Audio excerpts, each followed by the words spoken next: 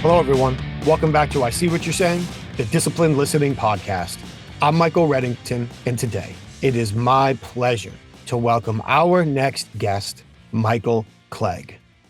Clegg is a leadership coach. He's a professional speaker. He is the CEO of both Leadership Squared and the Q-Works Group. In his spare time, he's also a high school football coach.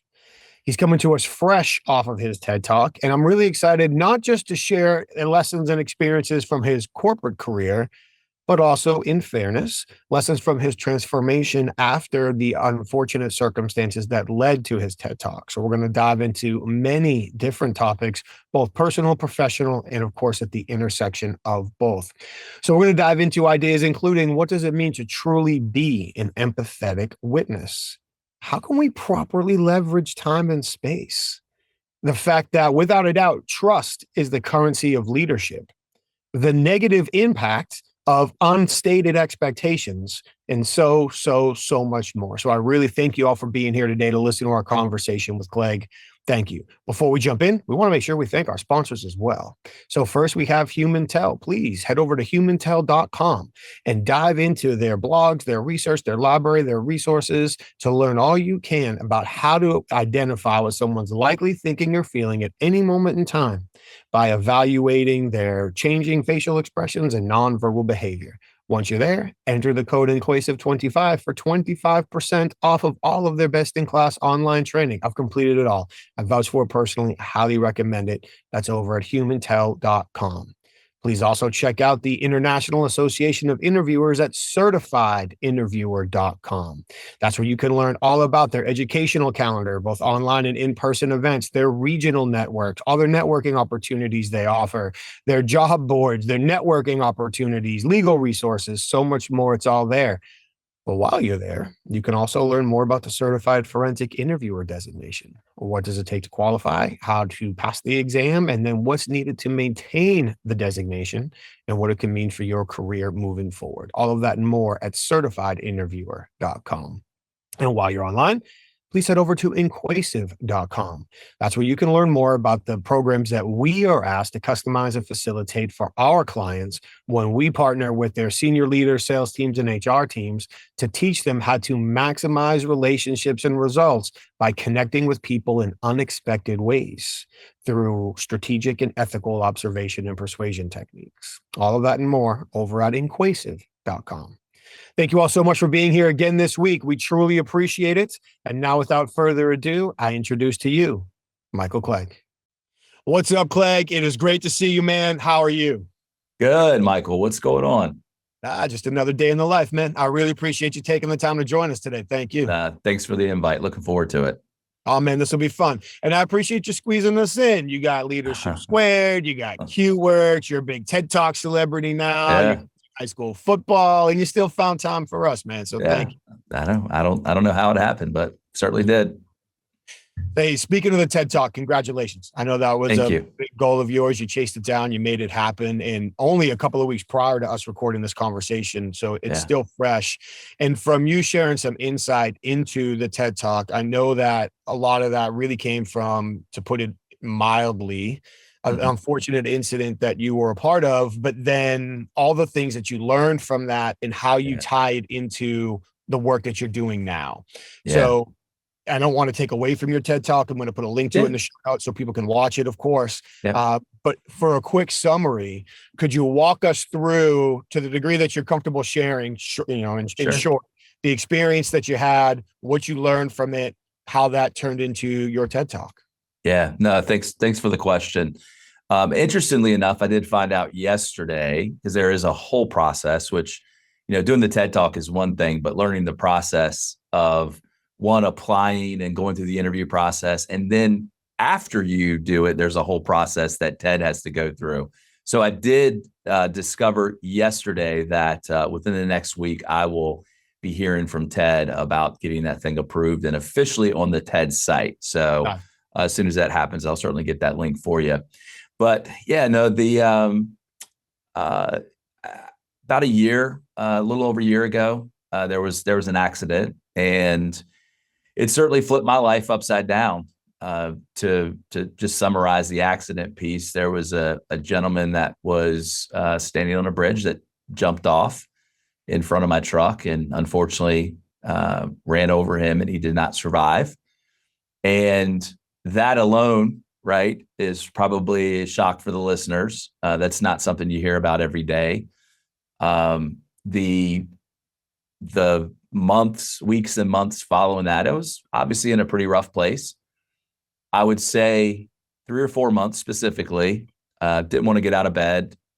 Was really, truly just, I mean, it wasn't necessarily just a feeling sorry for yourself. It was just a lack of understanding. It was lack of dealing with the issue itself. I was seeing a therapist, and you'll hear about that in the TED Talk itself.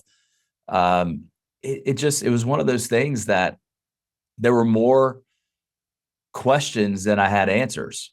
I didn't know the individual. I didn't learn. I still don't know who the individual was. I don't know if he obviously was someone's son. I don't know if it was someone's dad, someone's brother, best friend, all those things that in my mind, I couldn't rationalize with what was so bad in this person's life that was their only solution. And that was the platform, honestly, that I used to start really thinking about my own life. And my goal in my TED Talk was people that live what I call the default future, living in that day to day, that they hopefully can learn from the TED Talk and not wait for an accident or some sort of trauma or event to happen before you really take stock and inventory of your life. And, as you and I talked about, and by the way, for your listeners, you helped me with my TED Talk, which I think very appreciative of, and really helped me think through, because telling this part of the story, honestly, you're probably one of the first people that I ever told the story to, in full. And, and that part was tough, including my family. They knew what happened, but never really went into detail with exactly what happened. And I certainly wasn't sharing my feelings with where I was, but I used that as an opportunity to take a look and say, what is my future self going to look like? And life is short. And I learned, one of my TED Talk mates that also did a talk the same day, she had a statistic that I think it was over 70% of adults will have some form of trauma. And trauma was measured by an event, not, hey, I stubbed my toe and it really hurts, or, a relationship ending, or a loss of a loved one, or tragic type of event. So there's a whole classification that goes into what trauma is. I'm not an expert, but bad stuff happening, right? And my goal of that was simply to say, I really encourage people to take inventory. And it's been an unbelievable ride. It's been over 3 weeks since the talk. Some people have seen the live stream. So I have been able to use that as a platform to have conversations. I've picked up a few new clients because of it.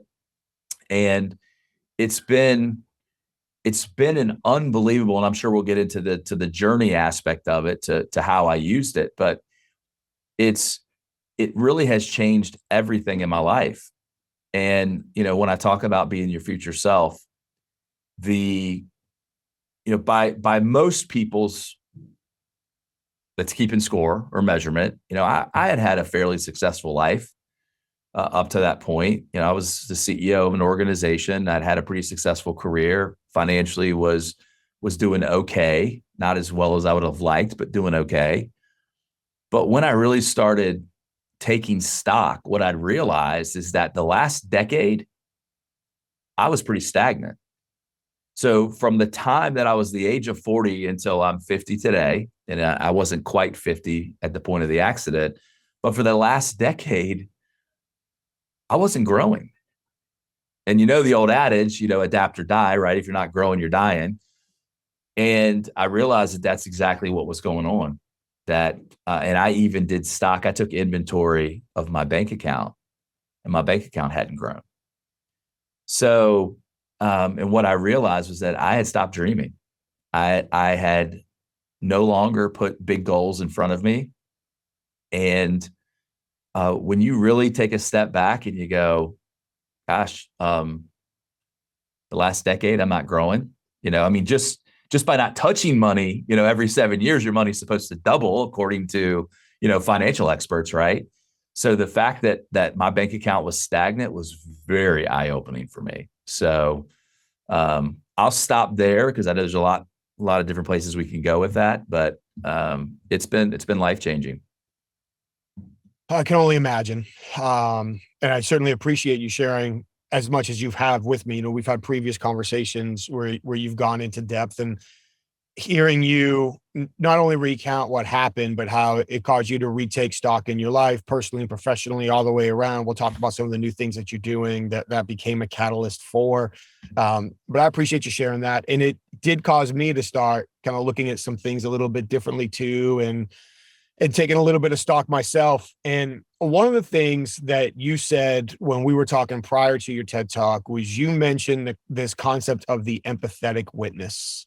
And I'm going to come dangerously close to putting words in your mouth here, so please correct me It's all if good. I have to be corrected here.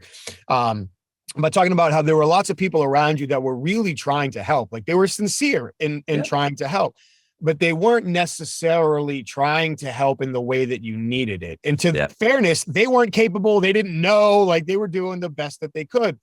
And that helped me kind of reflect on people who have tried to be there and support me in different times in different ways. Like I should Yeah. probably be more appreciative because they're doing their best. They just Yeah. don't know how. And it really caused me to be more reflective on how I try to make myself available to help people in a wide range of situations. Yeah. Thankfully not nearly as drastic as what you experienced. Mhm. But I found that concept of empathetic witness to be extremely important to me, and one of the biggest pieces that I learned and applied from the conversations that we had. So can you take just a minute or so, if you don't Yeah. mind, or as many Sure. minutes you think are Yeah. necessary, and kind Absolutely. of walk us through what that concept of being an empathetic witness means, and how that really helped you not only as you progressed through these experiences, but now how you continue to coach and help others. Yeah. So the whole idea, yeah. So let me say this first, because I think it's important to um, to explain this part of it. You know, in fairness to the people around me, I think if you took stock of my family and my friends months following the event, they would have said he's good. He's normal. There's he's okay. And what I realized as I was going through the process and the journey, one, because of, my empathetic witness, which essentially is my therapist, um, what I learned was I wasn't necessarily giving people the real information. I wasn't being, um, this lovely buzzword of vulnerable. I wasn't being authentic. And when I started journaling, and I'm not a journaler. That's not my style. That's not what I've done. I would have, as I said in the TED Talk, I would have considered a lot of the tools that I used to pull me out of the hole that the accident put me in were the things that prior to the accident, I would have judged as being too woo-woo or fluffy. And in this process, the empathetic witness was one of the tools. And it's Dr. Peter Levine that came up with this whole idea of the empathetic witness. And one of the things that I really realized was, and I have since, and I have created so many things in my life, and I'll just term it this: space. And so an empathetic witness is someone who doesn't judge. It's someone who listens. And that might sound like, I got a lot of friends that do that. I have very few people in my life that just listen, which is kind of interesting with your podcast, right? Teaching discipline listening. We don't learn that stuff in school. We don't learn this stuff in life. We just don't learn these things. And so Dr. Peter Levine says trauma is not what happens to us, right? So the accident wasn't the trauma. It's what we keep inside in the absence of an empathetic witness. And that's Dr. Peter Levine's quote. So when you think about that and you go, oh, okay, well, trauma is not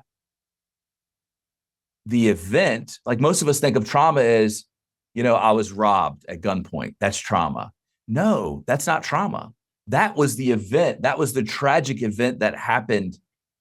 And the empathetic witness is what brought things out. I was able to speak without being judged. And you have to understand, and I didn't really know this. And so this will help me in the future, and it has helped me. I've had a couple of people that have personally reached out via LinkedIn that I don't know that asked to have a conversation following the TED Talk because of this whole idea of the empathetic witness. And when you can sit and listen, there's so much power in it. I don't think most of us understand the power. And obviously I get really fired up and passionate about this whole idea of the empathetic witness because of the power that it gave me back. It took away all of those feelings that I didn't understand what they were coming from. I truly didn't understand. Like when I say I didn't understand, like I was being who I thought I was supposed to be. And what it actually caused me to do is take that inventory and that stock of my life to go, well, hell, I'm not being who I was supposed to be anyways. I stopped that 10 years ago. And so that was the first, and because that was the day after I met and sat for hours. And I say in the TED Talk, I don't remember much of the conversation. I say, I remember staring at the ceiling, staring down at my shoes, looking out the window. I was never rushed. I wasn't asked a bunch of questions. It was space just to be. And that time and space gave me the ability to process, I guess, internally that I've never done before. I'm 50 years old. How do I not know this? So I hope that, by sharing the TED Talk when it's officially approved and really getting that message out that I can share the empathetic witness, because I do believe that was the first step of recovery for me. And continues to be. I mean, this isn't something you just stop and you just drop. I don't talk about it as frequently, but I do reflect upon something that I've learned through working with Dr. Benjamin Hardy, who's one of my coaches. I'm in a mastermind group with him, and I do mention him in the TED Talk. This whole idea of becoming your future self, and this journey started with this empathetic witness.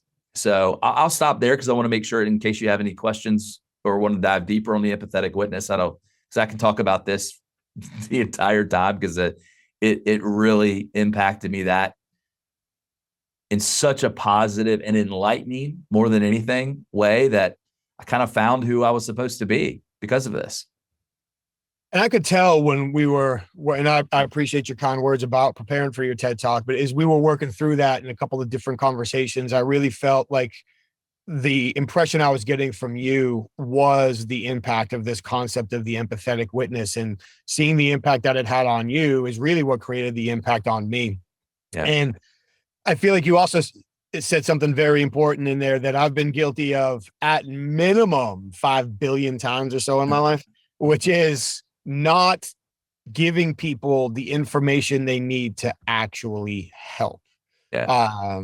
I remember when I transitioned away from the interview and interrogation company and started my own company, I'd been really open with my buddy Wayne over there about some things that I was dealing with. And a couple months later, he gives me a call to check on me. And when you're talking about the business I'm doing now, talking about my former teammates, how's everybody there? You're thankful we have a great relationship. And he goes, so how you doing, man? And I honestly thought he meant like with the business.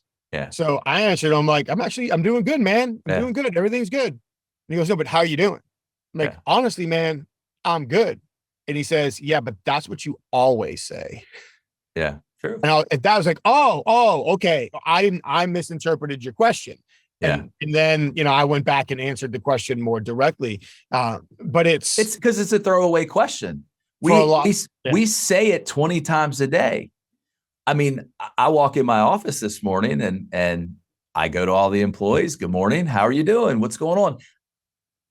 This sounds awful, but I don't really mean how are you doing? It's a throwaway comment. And so when you sit down with someone one-on-one to really give them your time and you ask the question, how are you doing? It flies over all of our heads because we all do it instinctually. And that sound, like I said, that sounds awful. I do care about my employees. Don't mistake what I'm saying. But in that moment, I'm walking around saying hello to everybody.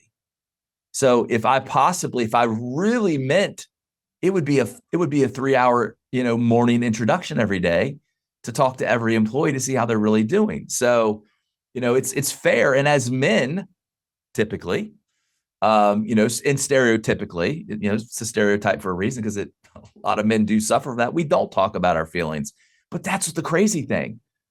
I've always been the anomaly. My wife teases me all the time and she says, I'm the woman in the relationship. She's the man. She doesn't talk about her feelings. I do.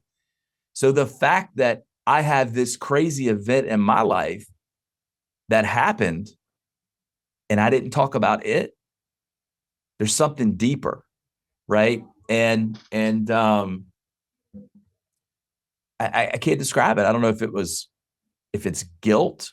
I mean, I knew there was nothing that I could do. And that was the feedback that I got quite often was, Clegg, there's nothing you could have done about it. Clegg, it's not your fault. Clegg, you can't be bothered about it.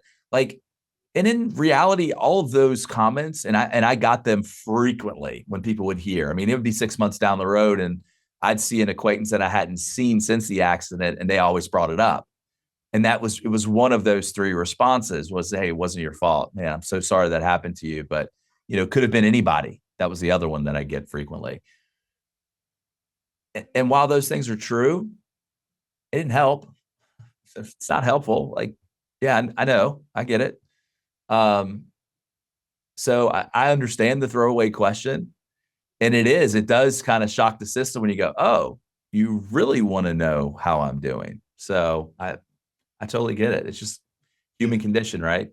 Yeah, and for most of us, when we hear that question, we know there's no expectation of an answer. Like we're being socially polite. We're That's not right. actually investigating at that moment. Yeah. And as you talk through that and, reinforcing, for me, I was never ever taught specifically, don't discuss your emotions. It's just Yeah. sort of what everyone around me did. So it's, rub some dirt on it, dude. Yeah. We become our environment, right? I Yeah. tell my kids all the time, you're the average of the 5 people you hang out with. So if you are hanging out or growing up in a household where people aren't talking about their feelings, guess what? You learn, you become your environment. So Yeah. that's why we have to expose everyone to these types of ideas and thoughts and because it's life-changing. I mean, and it doesn't matter the level of trauma, right? And one of the things that Dr. Benjamin Hardy taught me is we have to reframe our past. And I've been able to do that.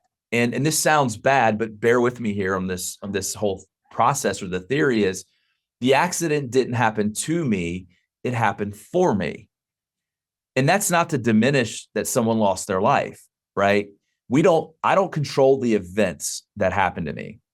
Okay. I only control my response that has a bearing on the outcomes, right? The whole E plus R equals O. Brian Kite, daily discipline. That's his thing. Him and his dad, who unfortunately just passed away. But it's true. And so when I reframe that to go, okay, there's nothing I can change about that accident. It happened. But when I started reframing, going, what can I take away from it? How can I use this in my life to hopefully help myself to be able to help others. Like I say in the TED Talk, like I wish I could return to that night to have a conversation with this gentleman on the bridge before he jumped, to help him find his empathetic witness, right? We know that's not possible, right?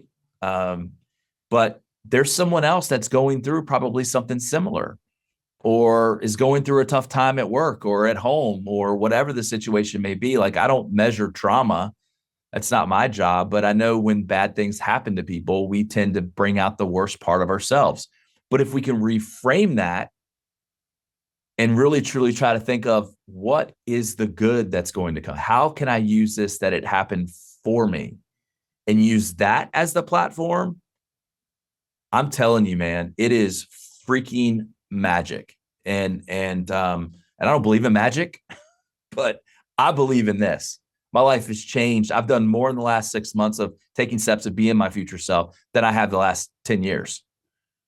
And it is because of the magic of reframing. And it gets into a whole other concept of being your future self, of using the future to pull you in your present rather than your past to push you in a direction for your present, right? And that's what I've been acting out in my future self, not because of something that happened to me, not because of a childhood or an upbringing, divorced parents, like, neglected kid, all those things that I could sit and talk about in therapy. When I changed my mindset to the future self, I'm telling you, man, it was a magnetic pull that immediately I snapped out of where I was. And I wish I could, wave a wand and just bestow that on people, but it changes everything. And in fact, I'm taking my 21-year-old to my mastermind group in Texas this weekend with Dr. Hardy, because I want to expose him to this. He's a junior in college. I want to expose him to being his future self. He's thinking about grades. Like, how did just finished my exams. Like, what are my grades going to look like? I'm heading into my senior year, my major. Is this really what I want to do? Like, this is a great time for him to be exposed to this. I just wish I could expose everybody to it. That's awesome that you're taking them with them. Talking about an experience that most kids don't have the opportunity to have. I don't think when I was that age, I had any concept of the future in general, let alone my future self. Trust me, brother, I'm 50 and I'm just now figuring it out or starting to try and figure it out, I should say. Working on it. So I want to take a couple of things that you had mentioned there and start turning it towards the professional work that you do. So when we talk about people saying like, it's not your fault, you're going to be okay, nothing you can do about it, all those things, often we run into people professionally and personally that have golden intentions and they're doing the best they can, but they're trying to solve an emotional problem with a rational solution. Yeah.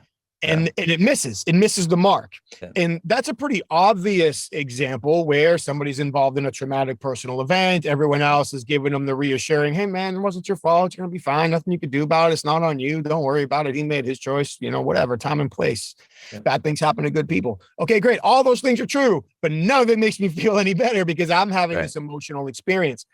In business, we find people trying to do that all the time. And a lot of the work I was doing, especially in and shortly after the pandemic that shall not be named, I was getting asked lots of questions about how and why things were happening in the workforce and how these senior leadership initiatives weren't creating any impact or weren't creating any forward progress. And the answer time and time again was that's a rational solution to an emotional problem.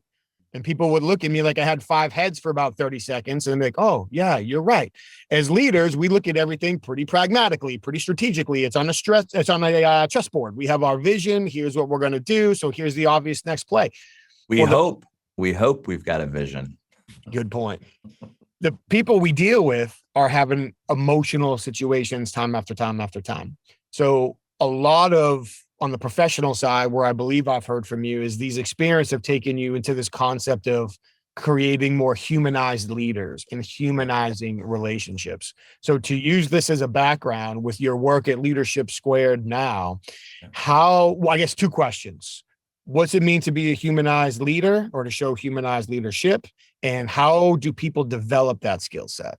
Yeah, great question. It was interesting earlier you said using some of these things for the catalyst, and actually that's the name of my signature program is the Catalyst Academy, where I'm putting a lot of this stuff. I can't scale me, so I've created this whole digital platform that hopefully should be complete here in about 60 days to have this stuff so people can do that at their own time, right? And be very affordable, right? So, the first question of what is a humanized leader? I mean, it is simple as simple gets, right? You made a comment about we have our vision, we have our strategy. Most of the leaders that I'm working with have a semblance of that, but a lot of it's in their head. A lot of it comes out in conversation, but it's not put on paper and it's not made as a standard. And so when I start working with clients, the first thing I try and find out is what are their standards, right? So humanizing any relationship is doing what you and I are doing right now, right? It's communicating. It's trying to understand the other person, right? Understanding where they're coming from. You're asking me questions so that your audience hopefully can benefit from some of my experiences. Like we're trying to humanize the world by the conversation that we're having. Why is leadership any different? Right? Because we have a financial goal that we need to achieve, because we have to hold people accountable. I mean, accountability and structure and framework, that even sits inside of this podcast. We had a conversation and you said, hey, Clegg, I'd like to address these things. You gave me a pathway, right? That's humanizing the conversation. I had awareness. I have expectations. So many leaders. I just had a call last night on my way. I had a long drive, so I had a lot of windshield time. I was on a recruiting trip with my son yesterday for football. And so I got a call from a client. And long story short, this individual leader was almost playing the victim. Well, these people don't do this. They don't do that. It was like an us versus them. That's not human. I mean, it is. It's what humans do every day, but that's not developing the relationship of trust, which is ultimately what humanizing leadership is. It's developing trust. But what I discovered was, long story short, is this leader did not have expectations given to the team. So many leaders, when you go in and check for the standards, the reason why you check for the standards is there's something called unspoken expectations. Look, Gallup figured this out a long time ago. And for those that don't know, Gallup is an organization that has like the largest employee and leadership survey. It's been going on for years, decades. They've surveyed millions of employees, thousands of leaders, to essentially identify how can we make the workplace better. And the first question on what's called the Q12 survey, they aptly named it 12 questions, so it's Q12 survey. The first question is, do you know what is expected of you in your job? Think about how simple that question is.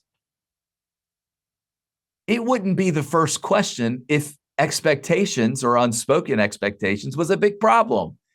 It's a big problem because leaders are not spending time with their employees. Leaders sit behind the door.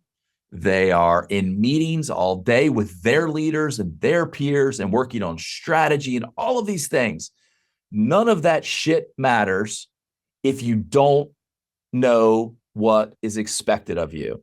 If their employees have no idea how to accomplish the strategy or what the ultimate outcome is, they're not going to achieve it. And we all sit here and go, yeah, duh. Yeah, we all get that. But it happens every day. 34% of organizations are considered toxic organizations. That's Society of Human Resource Management data. That's not my data. I would actually venture to guess it's probably a little higher than that. That's why I have a job, because of toxic leaders, toxic organizations. Most toxic leaders aren't bad people, right? But you ask the employee that, they're not going to say that, right? Most toxic leaders have great intentions, to your point earlier. It's the actions, right? We judge ourselves on our intentions, but you're going to judge me on my actions. So when we're not communicating the vision, the standards, and the expectations, it is impossible to have trust. It's impossible. I don't care. No one can prove me otherwise. It is impossible for someone to trust you that doesn't know what the hell you're doing or what the hell you want. Right? I mean, think about, marriage counseling, right? What is when we watch every movie of divorced couples, it comes down to one thing: lack of communication. Traditionally, it's no different in the workplace. So to humanize leadership, it is about explaining, creating the standards with that vision, creating the expectations so that everybody is starting from the level playing field. Then you have to hold them accountable, which is the framework, right? Removing the obstacles. You're not the work police. You're not trying to catch them. I gotcha for not doing that. No. You're removing the obstacles so that they can easier do that, more easily, or however you want to say it. Hey, I'm not an English. This isn't an English test. I'm not an English major, but you get my point, right? So that's the first question: is what is humanizing leadership? And it's important because most people don't know. At the end of the day, if I were to answer it quickly, it would have been humanizing leadership is about developing trust inside of the workplace. Simple as that. But that trust and vulnerability and those are all the buzzwords today. So I felt like I wanted to explain how that comes into practice on a day-to-day. No, I appreciate that. And in doing so, I really think you answered both questions, because if you're getting, because I forgot the second question because I was talking. No, you didn't. You answered it. Getting out from behind the desk, actually interacting with people, creating clear expectations, removing obstacles, actually having conversations with people, all those things matter. And you probably hear this as well. There's places where our work overlaps a little bit, where leaders will say, well, I don't really have the time for that. Anytime somebody says, I don't have the time for that, what they're really saying is, I'm not prioritizing the time for that. Yeah, I don't think that's valuable enough. It's not as important. Yes. Right. And that's, oh gosh, man, you're going to really make me go off on a tangent here. So like, time is a leader's currency. Bottom line. Okay. If you want to be a great leader, you must give your people your time. It is the most important thing a leader can do. A leader's number one responsibility is developing others. It's not the P&L. It's not achieving goal. Your boss might tell you that. I don't care what your boss says. Your boss is wrong. The most important thing is developing leaders, developing your employees, whether they want to be leaders or not. The only way that we do that is by spending time with them. You can't outsource trust. I'm sorry. We are emotional creatures. We are social creatures. And it's why so many people struggle. I'm doing a live next Wednesday on conflict because of this, because there's so many leaders that are lacking trust in organizations. And it's not because they want that. They're just getting pulled in all of the different directions outside of what's the number one priority, and that's your people. So, when people have that time, we all have the same amount of time. What makes one person more successful than the next? Which makes one company more successful than the next? Sometimes it's the product, but products die too, right? I mean, you have to constantly change. Ask Blockbuster. They laughed at Netflix, right? When I can't remember his first name, but when Hastings went and sat in front of the Blockbuster execs, the CEO of Blockbuster was like, we don't need this. I mean, Kodak created the first digital camera. They didn't market it. They didn't sell it. They didn't want to cannibalize their current business. Adapt or die. So, if you do not spend time with your people, it's no surprise that the average employee is staying at an organization less than 3 years. It's not because they're chasing money. Money is not the number one wish on employees' list. It's like third. So when you think about that, right, and how simple time is, it is exactly what you said, Michael. It is about prioritizing your people first. So just the way it is. And we all do it. You talk about your son's playing sports. My son plays sports, a little bit younger. Okay, a lot younger. But the Carolinas the last couple of weeks were basically monsoon season. Yeah. So I had my son's baseball games getting rescheduled literally every single day. It's tomorrow, it's rained out. It's tomorrow, it's rained out. It's tomorrow, it's rained out. And so I'm changing my schedule every day because my son's time and his experience is important enough to me. I'm going to change my schedule. We will change our schedule. We will make time for the things we believe are important enough. And when it comes to this communication, I think one of the big misconceptions is I need to spend more time with people. And while that's kind of true, really what you need to do is make the time we spend with them feel slower and more productive. Amen. If they feel like it's perfunctory, if they feel like they're rushed, if they feel like this is a check the box, what are you doing for me today meeting, you can spend 27 hours with them. It don't matter.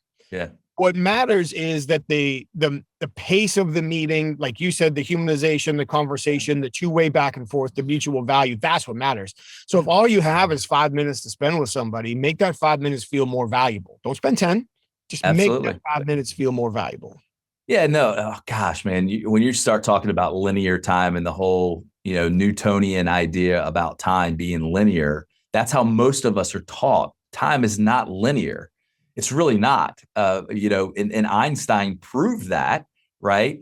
And Einstein was considered a wackadoodle when he was talking about time. But it is very clear if you're spending time. So think about this, okay? I'm assuming most of the individuals that are listening have been in love at some point in their life. Think about the first couple of months with the love of your life, right?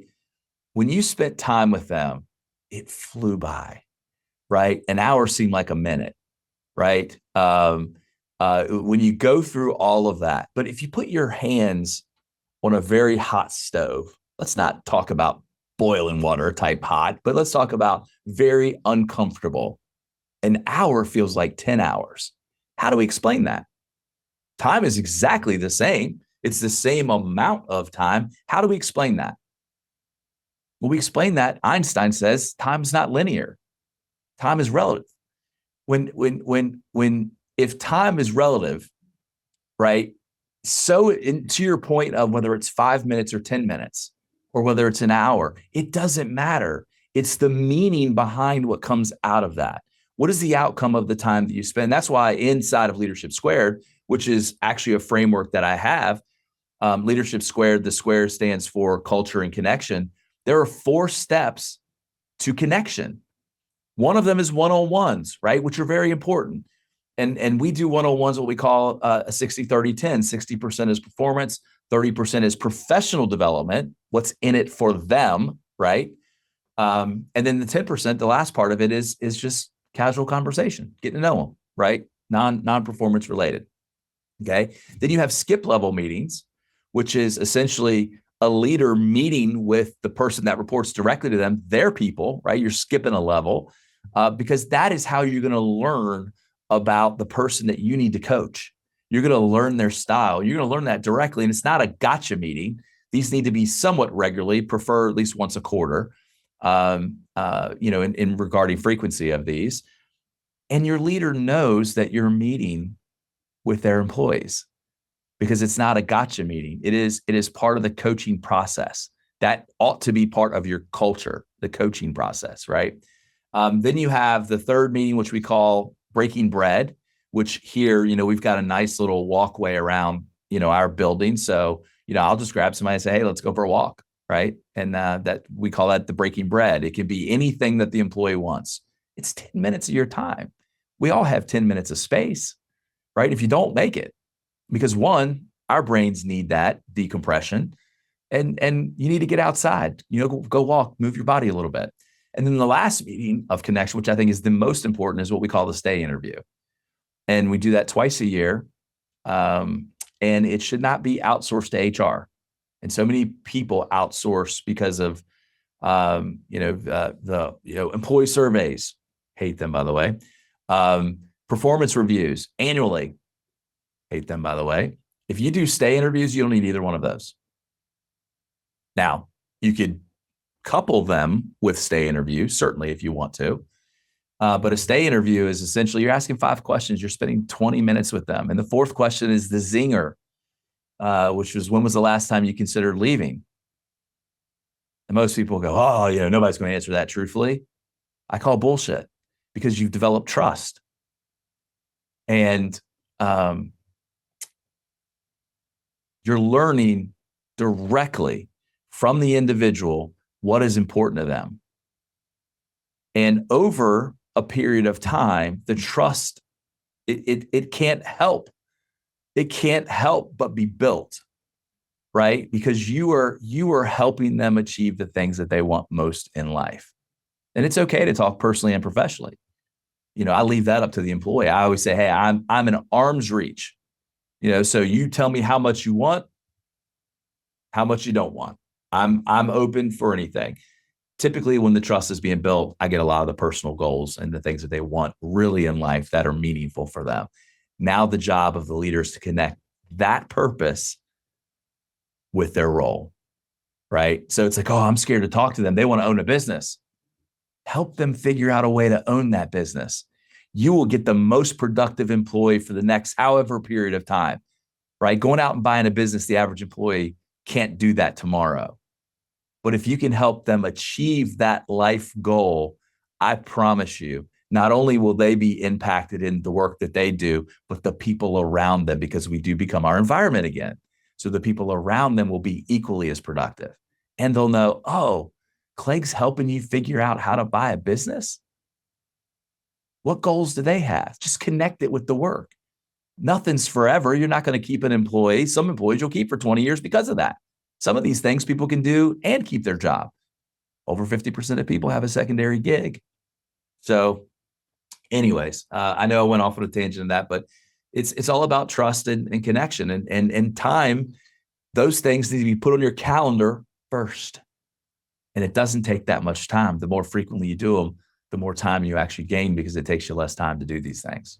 Almost like almost any other investment. The heavy lifting is up front, and then once the routine is set, it becomes quicker, less friction. You learn more of things.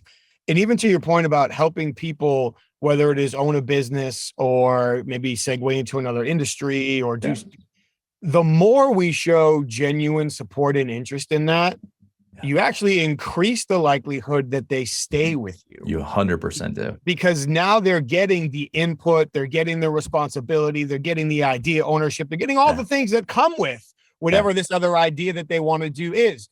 So if they really want that other idea, then who the hell are we to stop them from it, by the way? That's right. But if they want that idea, they're going to do it anyways. They're just going to be attracted to the person that helps them achieve what they want. Yeah. Right. So, I mean, it's really simple. And I mean, think about it, Mike. You just said it, right? I think the Gallup's most recent data, the global study of 2023, I think is the most recent that they've put out. 23% engagement rate. 23%. What the hell are the other 77% doing? Well, I'm going to tell you, picture a boat. Right? Because this is what the data says. Picture a rowboat, right? You got 10 people on this boat. You got 2 of them up front. Woo, they're paddling, they're going, right? They're getting after it. You got 6 of them that have their oars in the water that are just resisting. They're not helping. They're hurting a little bit because they're not helping. It's one or the other, right? And then you have 2 in the back that are actively sabotaging. That's what the data says. These are your employees today. So when you think about that boat and you got 2 in the front rowing, 6 in the middle that are resisting, they're just there for the ride, right? They're collecting the paycheck. Those are the quiet quitters, as the data says. And then you have 2 actively sabotaging in the back. They're poking holes in the boat. They're dropping their oars and going the other way. Like, think about that. That's the world. That's not my data. That's millions of people answering and responding surveys, thousands of leaders. So, like, if we don't humanize leadership, that number's never going to change, except for going the other way. It may get worse, which is really tough. People don't leave bad companies, they leave bad bosses. So let's take a hard left turn right there. Sure. Talking about people leaving. Yep. If somebody is leaving one organization, there's a good chance they're going to need you as they try to find their way to another organization, because on top of your work with Leadership Squared, you're also highly involved in the job search process and helping pair the right client with the right organization for everybody's next evolution. So if somebody is in that situation and they decide that there's too much resistance here, there's not enough engagement here, I'm not getting what I want here, I'm not getting the support, development, whatever, I'm making a move. Yeah. Once somebody decides to make a move to find their next role, their next leap in their career, what are the best steps that they should take? What's the process they should follow in order to maximize their chance of success in that journey? Yeah, no, great question. So, well, I hear two questions in that, because I hear the question from, how do I get the job, right? Because that's changed significantly as well, where I'm actually spending a good portion of my time the last few months as you can't look at the unemployment rates. The unemployment rates look awesome still, really, truly in this world. I can tell you right now, being the CEO of QWorks Group, that I haven't seen it this bad, the labor market being this bad, probably 2010. And I know that scares people. If you're already unemployed and you've been trying, you've been interviewing, or maybe you're not even getting interviews, there's a couple of reasons why, but it's rough, right? And the road is getting more crowded. Okay. There are less opportunities, even though the data will say there are more jobs than there are people to fill them. That's false data. LinkedIn even came out that 30% of the jobs they have posted are active. That means 70% are what we call ghost jobs. They're not real. And there's several reasons for that. Recruiters, pooling candidates and jobs that just simply didn't go back in and, take them off the posting. They're already filled. So there's a lot of reasons around that. But the bottom line on this is that the world of work has changed. It's changed forever. It's never going back. And obviously 2020 had a lot to do with that, right? But it was changing anyways. Like, really, it was changing anyways. And the world, let me take a step back even. There's a reason Microsoft bought LinkedIn. LinkedIn, as we know, if you're in a professional environment, LinkedIn is the only platform right now that really does what LinkedIn does. There have been a couple that have tried to come into the space, but LinkedIn owns the space. They're almost up to 1 billion users. Okay. Microsoft bought LinkedIn because what do we all do? Resumes. We've all done resumes on Word documents, right? We've done that since we got our first job. Was on a resume, was on a Word document. The world of paper is going bye-byes. It's a digital world. And the individuals that can figure that out sooner rather than later will figure that out. It's about building your digital platform. Now, this is what I get all the time, Michael. I get, Clegg, I'm not on Facebook. I don't do social media. And my response to them is very sharp. It is, LinkedIn is not social media. Now, I will have 5 people on this side that will argue with me and 5 people on this side that will agree with me. I don't care. Okay. I've done this for a long time. LinkedIn is not social media. LinkedIn is still the premier job search tool that is out there, but it's just that. It's a tool.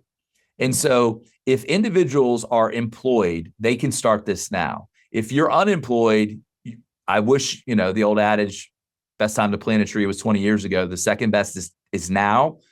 You got to start now. And that is, you have to maximize the digital presence. It's all about presence. It's all about image and exposure. Recruiters go to LinkedIn first before they go to any other job board. Okay. They do that. And it even happens here internally at QWorks Group. They go to LinkedIn even before they go to our own internal database. Okay. So and this is the second thing you get, well, Clegg, I've got a LinkedIn profile. I'll say, okay, let's go look at it. I'll go look at it. The last activity, because I can go directly to their activity, was 9 months ago, and it was congratulating a coworker for getting a promotion or congratulating a former coworker for getting a job. That is not active on LinkedIn. Okay. You have to build your digital presence, period, because over 50% of the jobs are filled through referrals. And by the way, a referral doesn't have to be somebody you have a personal relationship with. Let me say that again. A referral does not have to be somebody that you have a personal relationship with. Okay. That could come through the advent of networking on LinkedIn.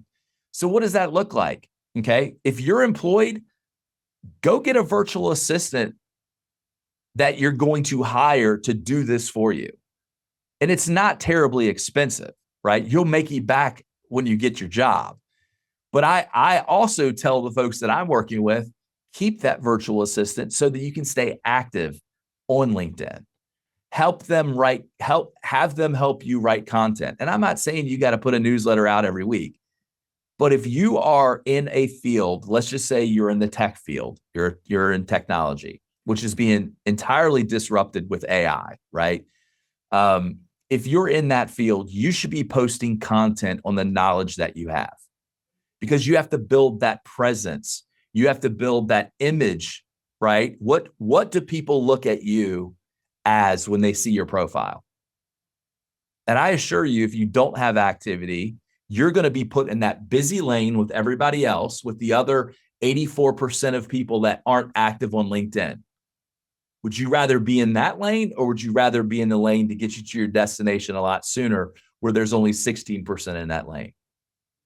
Okay. The 16% of the people that are active on LinkedIn, the 16% are doing some form of content. They're reaching out to the people they're already connected to, talking about the things that they want to do. They're reaching out to new and creating new connections on LinkedIn, telling them, asking them for a favor. Hey, please do me a favor. If you hear about X, Y, or Z, please keep me in mind.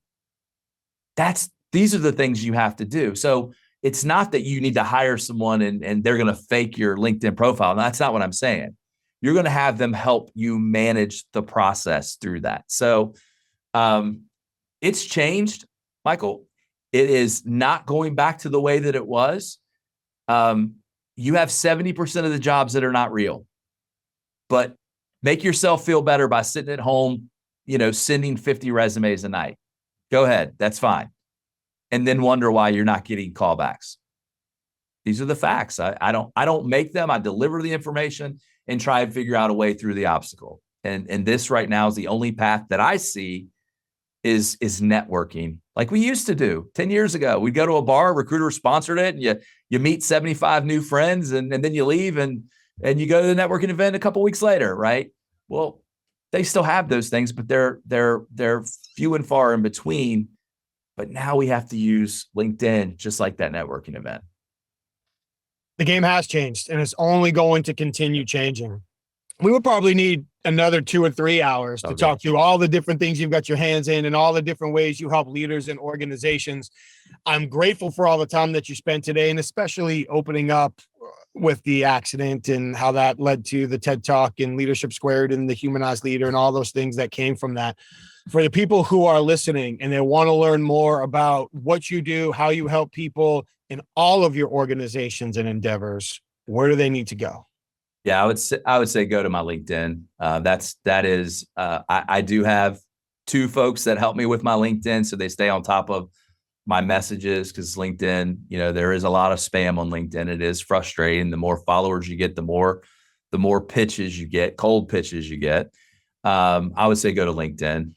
Just find me, Michael Clegg, and that would be the easiest way, and then we'll go from there. Awesome. Well, I'll make sure that the link is shared in the show notes. I'll also share the link for Leadership Squared. I'll also share the link for QWorks Group. Once we get the TED Talk link, we'll put that up there as well. Man, we've known each other for some time now, and I'm always appreciative of your insight and your support, and just seeing how you have gone through what you've gone through, turned it into many positive things, not just one positive thing. And you've got your goal now to humanize how many leaders? 100,000. and you're already well on your way, man. So congratulations on all the work that you're doing, how you have really adopted that. This is happening for me, and you're getting pulled into the future and pulling so many people with you. So keep up the great work, man. I really appreciate you taking the time today, and I look forward to continuing to watch all the work that you do down the road. Hey, thank you, brother. Appreciate the time. Clegg, thank you. I really appreciate you sharing your time. Thank you for sharing not only your corporate experiences and expertise, but for diving into your personal story as well. I know you told it during your TED Talk, but it can't always be easy to talk about and share. So thank you for sharing not only the lessons that you learned and the experiences that you had, but also how other people can benefit and learn from those as well. I truly appreciate it. Thank you. And of course, thank you to everybody that took the time to listen to the conversation with us today. There's so many things to reflect back on. That concept that time isn't linear, I think, is very important to keep in mind. Also, the concept you shared, Mike, that it's important that we work hard to pull ourselves towards our future self instead of allowing ourselves to get pushed back towards our previous self. I think that was very important. And you talked several times about how it's important to keep in mind things happen for us. They don't happen to us. And while that can feel like a bumper sticker, just something that people say, when you really internalize it and grasp the power of that concept, it can do a lot for us. So I really appreciate you sharing all of that with us. Thank you very much. And before we go, I want to make sure we thank our sponsors on the way out the door as well. HumanTell, please head over to humantell.com. Enter the code Inquasive25 for 25% off of their best-in-class training to accurately identify what people are likely thinking and feeling at any moment in time by evaluating their changing facial expressions and nonverbal behavior. With the research to back it up, the best-in-class online training, head over to humantell.com. For the professional interviewers, please check out certifiedinterviewer.com and learn all you can about the International Association of Interviewers, their in-person and online training events, their regional training and networking opportunities, their legal resources, their job resources, everything that's over there, including the certified forensic interviewer designation. Who qualifies? What does it take to pass the exam? How do people maintain the designation? And then what does it mean for your career moving forward? Answer to those questions and more over at certifiedinterviewer.com. And while you're online, please head over to inquasive.com. That's where you can learn more about the customized programs our clients ask us to facilitate to teach their senior leaders, sales teams, HR teams, and more how to encourage people to share sensitive information in the face of consequences when they're feeling vulnerable by applying these strategic and ethical observation and persuasion techniques. Learn more about our programs over there. Certainly reach out if you have any questions. We appreciate everybody taking the time to listen to another conversation with us today. Hopefully, once again, you're taking notes and applying what you learned in your personal and professional lives. Please subscribe to the show, share the show, like the show. Let us know how you feel about it, what you would like to hear more or less of. We'd certainly like to get your feedback so we can implement it. Thank you all very much for being here. Stay safe, take care of each other, and we'll see you next time.